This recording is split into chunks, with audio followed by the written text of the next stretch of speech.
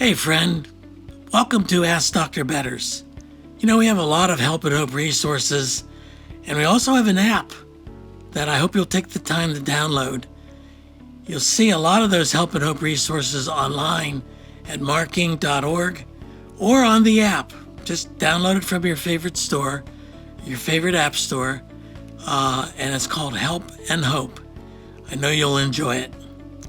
Also, if you subscribed to Ask Dr. Betters, 10,000 others have done so, and I hope you will as well. I hope you'll take the time to download the app, and you'll learn about everything that we're doing, and that will encourage us as well.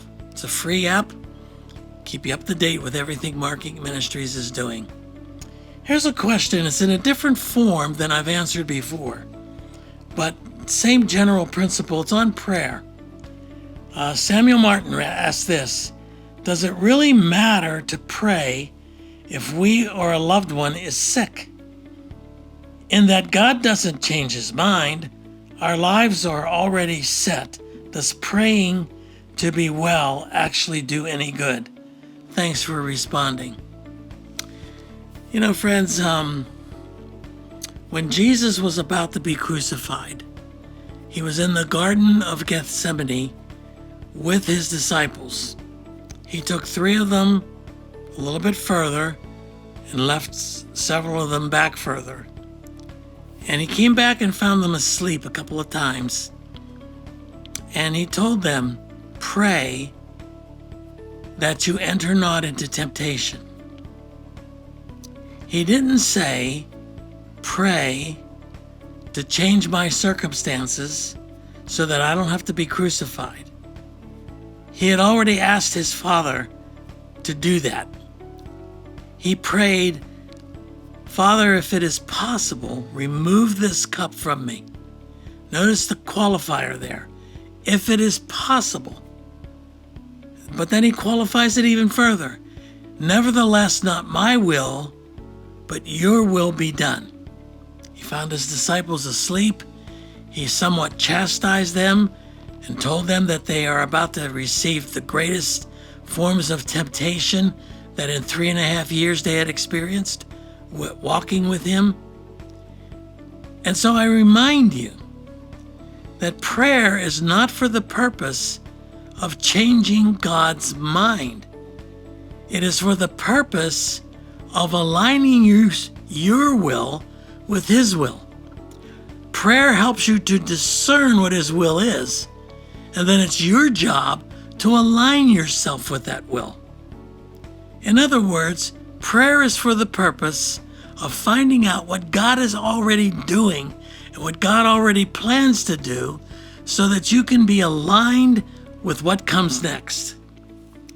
You don't know if God's going to heal the person who's sick. He might. You don't know if he's going to take the person who's sick. He might. I have a really good friend who's suffering from a brain cancer that may or may not take his life. And we have been praying for God to heal him. But we've also been praying, nevertheless, not our will, but yours be done. And I know he's praying that way too. He's scared, and he's praying that way as well, that God would take the illness away.